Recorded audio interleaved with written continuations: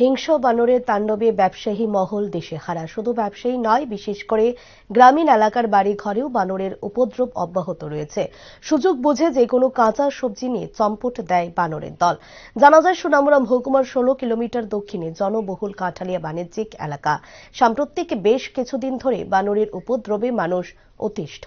বিশেষ করে সবজির দোকান, ফলের দোকান, এই সমস্ত দোকানগুলিতে খাদ্য সংগ্রহের হানা দিয়ে যে কোনো ফল অথবা সবজি নিয়ে চলে যায়।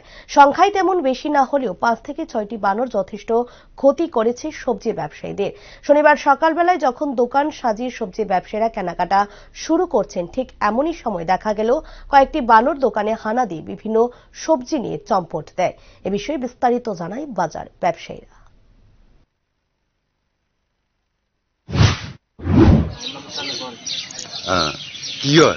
কি করে বানরে? আরে বান্দরে সব নেগা, আইয়া বেগুন, ফুলকপি, আলু সবকিছু নেগা। আমরা এটা করে খাই। আর পুরি শাক কথা আর সব নেগা বান্দরে কিছু করুন না। কিছু করবে না। সবজি লইয়া জায়গা সবজি টবজি সব নেগা। বন